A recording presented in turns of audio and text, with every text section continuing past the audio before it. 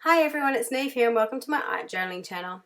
Today we're going to be using some of the new Dina Wakley collection which will be released at Creativation 2020 and it's using the new acrylic gloss sprays and her new REEF Creatures stamp set. So this is this is actually the very first page I did in this new journal. This is a blue journal which I'll explore in some other ones. It's got some different papers in it. This is the heavy cotton rag paper, which is the same in the 6x6 journal, and this is me doing my first spray. So you can see me spraying on the different sprays in the background and letting them drip down. So obviously that was my first little experiment, but I want to go back and finish this page on the left. So I've gone in with the Ocean gloss spray, but I used it as a paint instead. I actually just dipped my paintbrush into the pot and spread it out over the background. I then got the excess paint or excess gloss spray onto my paintbrush and used it as an acrylic ink and splodged it over both pages just to get some extra spots and splats over the page. Finally, I'm spraying the olive through the leaf stencil from Dina Wakley and to get that sort of leafy pattern in the background. So I knew what I was developing on this page, I suppose, was this undersea background that I wanted to use. Now, one thing I would say, obviously you can see my stencils are dirty. I don't tend to clean my stencils. If you do clean your stencils or like to have clean stencils, I would highly recommend as soon as you spray with the gloss acrylic sprays onto your stencils that you clean them off straight away, because the difference between these sprays and the ink sprays like the distress sprays or the dilution sprays are these are not water based. They're not water reactive. So when they dry permanent. So you want to kind of get it off your stencil straight away. If it does dry on there, you can use some hand sanitizer, something like that. It will scrape off, but obviously cleaning off beforehand is probably better. So I just used the botanical stencil in the background to get my sort of leafy fronds in the background, and now I'm just going in with this new stamp set which is all the reef creatures. So I'm going in with the coral bit down the bottom and stamping off, and shockingly I'm actually trying to clean my stamps, which doesn't happen very often either. And now I'm just going in and pouring out some of the olive paint and painting it in.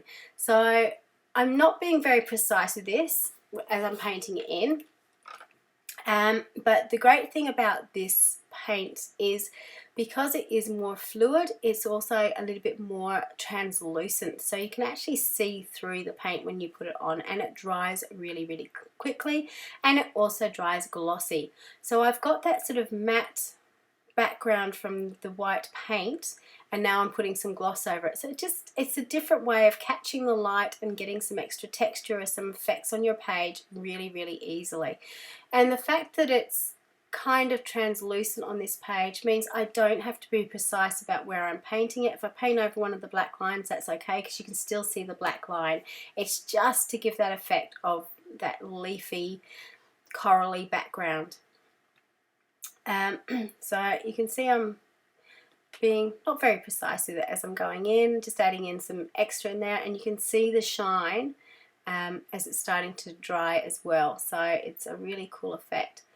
I'm also going in and sort of just putting random dots and splots in a few different places, and because I hate wasting things, I've got my little 6x6 journal and my paintbrush, and while it's still wet I'm just going in and adding some mark making to a page. And I tend to do this a lot with my journals. If I've got extra paint, I go and paint it onto another page somewhere, because that's a quick background that I can have another day.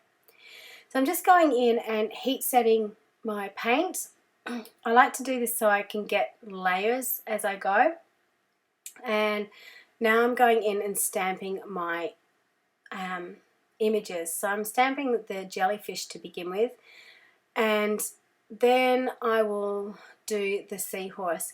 Now the only thing to be aware of is when you are stamping onto this texture paper, it is quite textured, so it's not going to be a perfect stamped image. And you know, if it really bothers you and you want a perfect stamped image, I would suggest maybe stamping onto some tissue paper and then gluing it in. Or you can do what I'm doing right now, is I'm actually, once I'd stamped out the jellyfish, I knew I wasn't getting perfect lines, which was fine for the jellyfish because it could be a little bit sketchy. But for my seahorse, I wanted something a little bit more precise. So what I decided to do is I'd stamped on some tissue paper that I've coloured with those acrylic sprays. And if you've been following my channel for a little while, or when these Creativation releases have gone out, what I've been doing with any overspray, or if I've got any drips coming down the page, I've been spraying onto some of the Dina Wakley collage tissues, so I'm not wasting it, and I get these really cool pieces of collage paper that I can use in the background.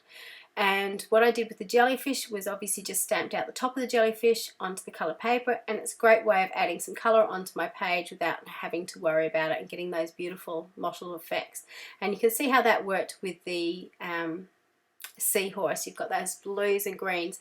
If I tried to spray that on the page or paint it by hand, I don't think I could have got it the same way. So by doing a large piece of paper and making a cool background and then stamping on it, cutting it out, you get something really interesting. So I'm just going in with these new chipboard shapes too that sort of match up with the Scribbly REEF. So I painted it and then I've just stamped over the top. Now this stamped image doesn't quite match up with the chipboard image. Sorry, I'm just having a mental blank there. But it does enough that you can sort of get the texture over it. The octopus that I've got here, I'd already pre-coloured because again I had a big drip of the marine and night gloss acrylic paints on my board, and I used the chipboard to sort of soak it up. So that's why you got that odd effect in the middle. It's where it's pulled up from the page when I lifted it up. But I had some white bits in it, so I want to add some pink back in because I had some pinks through the jellyfish and the seahorse. So I just added that in separately. Then I'm going in with some whites because I had the dots on the jellyfish and the seahorse, so I decided I want to put some white, and I put some into this seaweed in the background just to add a little bit of brightness back into the page. So with the jellyfish, octopus, I'm doing the same thing with my chipboard. I'm inking it up and putting the stamped image over the top, again just to get some of the line work back in. It matches up mostly, enough that you get a really cool effect. And the one thing I do love about the Dina Wakley stamps, and they come from Stampers Anonymous, is they're really closely cut, so you can kind of match them up pretty much as close as you possibly can. And what I would suggest is you do something similar to what I was doing there. I inked up the stamp, had the stamp sitting up, and pressed my chipboard onto the top of it. If I tried to do it the other way, I'd most likely miss. So if I put the chipboard right on top, I can sort of see where it's going.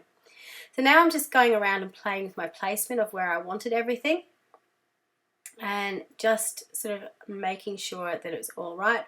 I decided that the green in the chipboard REEF coral piece was just blending with the background too much, so I added some marine to the edges just to darken up some of the sides. I'm just using some glue to glue down the chipboard onto the page. Now the reason I'm using glue is because I've run out of matte medium. I'm getting very low on it, so if I don't need to use matte medium, I'm using other glues, and it seems to be working okay. So I'm just holding the two chipboard pieces into place.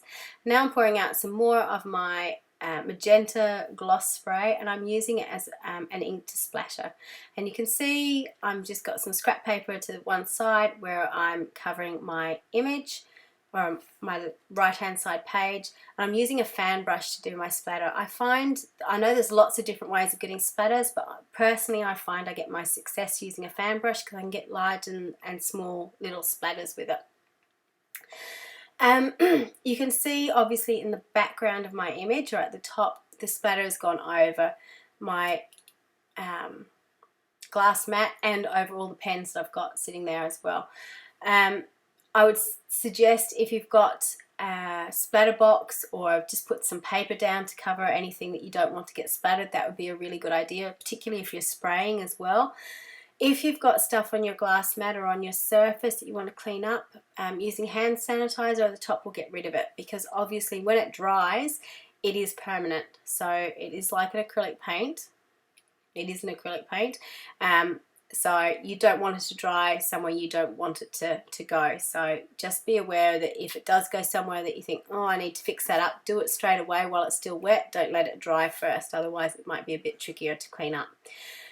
So I've just stamped in some words, and I've got stop thinking, just create, art is life. And these I stamped from Dina from a few years ago, but they're ones that I just love. I love that sentiment of just create, stop thinking, stop overthinking, because I do that a lot. Just have fun with it.